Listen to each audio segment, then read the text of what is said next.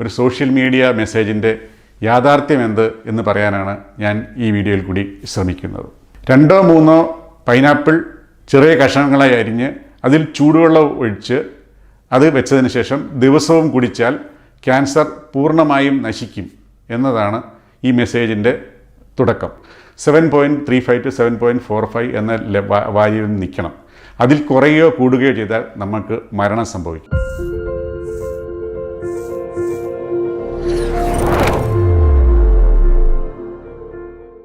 എല്ലാവർക്കും നമസ്കാരം. ഞാൻ doctor Jojo V Joseph, Kottayam Caritas cancer ഇൻസ്റ്റിറ്റ്യൂട്ടിലെ സീനിയർ കൺസൾട്ടൻറ്റ് ഓങ്കോ സർജനാണ്.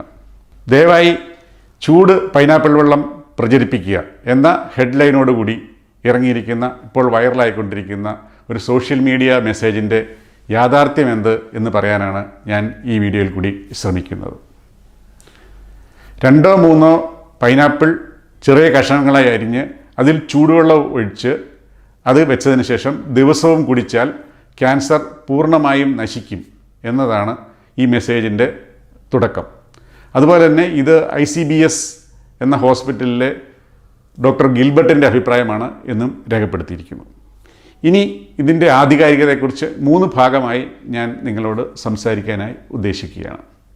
ഇതിൻ്റെ ഉറവിടം ഞാൻ സെർച്ച് ചെയ്തപ്പോൾ എനിക്ക് മനസ്സിലായത് ഈ വർഷം ജനുവരി 15 ഇത് reporters.com.ng എന്ന ഒരു സൈറ്റിൽ ഇംഗ്ലീഷിൽ പ്രസിദ്ധീകരിച്ച ഒരു ന്യൂസ് ആണ് ഇപ്പോൾ മലയാളത്തിലേക്ക് കൺവേർട്ട് ചെയ്ത് ഇപ്പോൾ നമ്മുടെ ഇടയിൽ പ്രചരിക്കുന്നതായ കാണപ്പെടുന്ന ഈ ന്യൂസ്.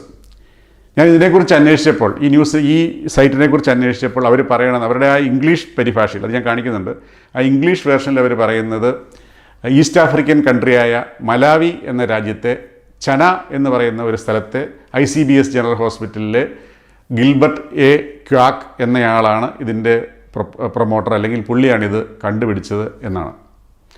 ഞാൻ ഇതിനെക്കുറിച്ച് കൂടുതൽ അന്വേഷിക്കുകയുണ്ടായി. കാരണം അപ്പോൾ ഞാൻ അന്വേഷിച്ചപ്പോഴാണ് എൻ്റെ ഒരു സുഹൃത്ത് ജോബി എന്ന് പറഞ്ഞ ആൾ സേവ് ദ ചിൽഡ്രൻ എന്ന ഇൻ്റർനാഷണൽ ഓർഗനൈസേഷനിൽ വർക്ക് ചെയ്യുന്ന എൻ്റെ ഒരു വളരെ ചെറുപ്പകാല സുഹൃത്താണ്. അദ്ദേഹം മലാവിയിലാണ് വർക്ക് ചെയ്യുന്നത്. ഞാൻ അദ്ദേഹത്തോട് അന്വേഷിച്ചപ്പോൾ അവിടെ മലാവിയിൽ ഇങ്ങനെ ICBS ജനറൽ ഹോസ്പിറ്റൽ പറഞ്ഞൊരു ഹോസ്പിറ്റലോ അല്ലെങ്കിൽ ചന എന്ന് പറഞ്ഞൊരു ടൗണോ ഇല്ല എന്ന് എനിക്ക് മനസ്സിലായത്. ഇത് കൂടുതൽ കൺഫേം ചെയ്യാനായി ഞാൻ ഇൻ്റർനെറ്റിൽ പരതിയപ്പോൾ ചന എന്ന് പറഞ്ഞൊരു സ്ഥലം പല രാജ്യങ്ങളിൽ കാണിക്കുന്നുണ്ട്. പക്ഷേ ഈ മലാവിയിൽ പോലും ഒരു ചെറിയ പേരിലുള്ള ഒരു കുഗ്രാമമായിട്ടാണ് എനിക്ക് മനസ്സിലാക്കാൻ സാധിച്ചത്. അതുപോലെ തന്നെ ഇതിനെക്കുറിച്ച് കൂടുതൽ പരതിയപ്പോൾ ഈ ന്യൂസിൻ്റെ താഴെ തന്നെ, ഈ ഇംഗ്ലീഷ് ന്യൂസിൻ്റെ താഴെ തന്നെ ഇവരെല്ലാം പലരും ഇത് സെർച്ച് ചെയ്ത്, ഈ ഗിൽബർട്ട് എന്ന് പറയുന്ന ആളെക്കുറിച്ച് സെർച്ച് ചെയ്യുമ്പോൾ അദ്ദേഹം ഒരു പത്രമാധ്യമത്തിലെ ഒരു റിപ്പോർട്ടർ മാത്രമാണ് എന്നുള്ള രീതിയിലാണ്. അതിൻ്റെ താഴെ ഒത്തിരി ഇത് തെറ്റാണ് എന്നും കൊടുത്തിരിക്കുന്നതായി എനിക്ക് മനസ്സിലാക്കാൻ സാധിച്ചു. അപ്പോൾ നമുക്ക് മനസ്സിലാക്കാം ഇതിൻ്റെ ഉറവിടം തന്നെ ഫേക്കാണ്. ഇതൊരു ഇംഗ്ലീഷ് ന്യൂസ് വന്ന് ആരോ മലയാളത്തിലെ ഹെൽത്ത് ഇൻഡസ്ട്രിയിൽ അല്ലെങ്കിൽ ഹെൽത്തിനോട് കൂടുതൽ താല്പര്യമുള്ള സത്യമാണെന്ന് വിചാരിച്ച് അതിൽ മലയാളത്തിൽ പരിഭാഷപ്പെടുത്തി മലയാളത്തിലേക്ക് ഇട്ടതാണ്. അപ്പം ഇതിൻ്റെ ഒറിജിൻ തന്നെ തെറ്റാണ് എന്ന് മനസ്സിലാക്കുക. ഓക്കെ, ഇനി ഈ മെസ്സേജ് തെറ്റാണെങ്കിൽ ഈ മെസ്സേജ് പറഞ്ഞിരിക്കുന്ന കാര്യങ്ങളിൽ എന്തെങ്കിലും വാസ്തവമുണ്ടോ എന്നും കൂടെ ഞാൻ പറയണ്ടേ. അവർ പറയണത് ഇങ്ങനെ ചൂടുവെള്ളം ഒഴിച്ച് വെച്ചിരിക്കുന്ന പൈനാപ്പിൾ കുറച്ച് ദിവസം കഴിയുമ്പം ആൽക്കലൈനായി മാറുമെന്നാണ്. നമുക്കറിയാം പൈനാപ്പിൾ എന്ന് പറയുന്ന ഒരു അസിഡിക് ഫ്രൂട്ടാണ്. 3 to 4 ഇടയ്ക്കുള്ള ഒരു അസിഡിറ്റി, അല്ലെങ്കിൽ pH സ്കെയിൽ 3 to 4 എന്ന് പറയുന്ന ഒരു അസിഡിറ്റിയാണ്, pH വാല്യൂ ആണ് ഈ പൈനാപ്പിൾ വെള്ളം എത്ര ഡൈല്യൂട്ട് ചെയ്താൽ പോലും ഈ ചൂട് പൈനാപ്പിൾ വെള്ളത്തിന് ഉണ്ടാകുക. അതുകൊണ്ട് ഇത് ഒരിക്കലും ആൽക്കലൈൻ ആകുന്നില്ല എന്നുള്ളതാണ് യാഥാർത്ഥ്യം. അത് തന്നെ ഇതിൻ്റെ തെറ്റാണ്. ഇനി രണ്ടാമത്തെ കാര്യം, ഇനി ഈ ആൽക്കലൈൻ ആയിട്ടുള്ള വെള്ളം കുടിച്ചാൽ നമുക്ക് എന്തെങ്കിലും പ്രയോജനമുണ്ടോ? നേച്ചർ മാഗസിനിൽ കുറച്ച് നാൾ മുമ്പ് ഒരു ന്യൂസ് വന്നു, ഈ ക്യാൻസർ സെൽസ് എല്ലാം അസിഡിക്കാണെന്ന്.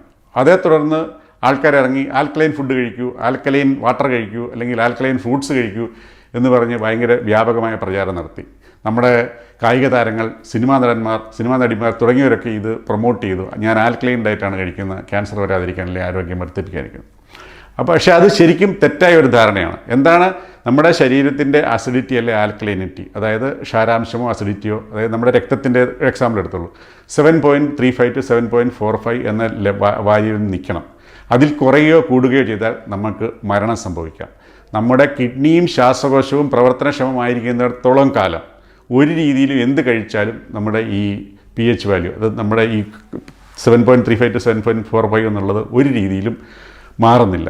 ഇത് നമ്മുടെ ഈ സത്യം അറിയാത്ത, ഇതിൻ്റെ സയൻസ് അറിയാത്ത ആൾക്കാരെ പറ്റിക്കാൻ വേണ്ടി മാത്രമാണ് ഈ ആൽക്കലൈൻ ഡയറ്റ്, അല്ലെങ്കിൽ ആൽക്കലി കഴിച്ചാൽ ക്യാൻസർ മാറും എന്ന് ഈ ആൾക്കാർ പ്രചരിപ്പിക്കുന്നത്. ഇവർക്ക് എന്ത് ബെനിഫിറ്റാണ് ഇതിൽ നിന്ന് കിട്ടുക എന്ന് എനിക്ക് ഇനിയും മനസ്സിലായിട്ടില്ല.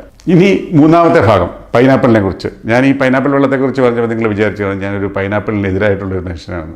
ഞാൻ പൈനാപ്പിൾ കഴിക്കുന്ന ആളാണ്. പൈനാപ്പിൾ ജ്യൂസ് എനിക്ക് വളരെ ഇഷ്ടമാണ്. പൈനാപ്പിൾ എന്ന് പറഞ്ഞു കഴിഞ്ഞാൽ നമ്മുടെ ഒരു സൗത്ത് അമേരിക്കൻ, അതായത് കുറച്ചുകൂടി കൃത്യമായി പറഞ്ഞാൽ ബ്രസീലിൻ്റെ ഒറിജിനേറ്റ് ചെയ്ത ഒരു പഴമാണ് ഈ പൈനാപ്പിൾ എന്ന് പറയുന്നത്.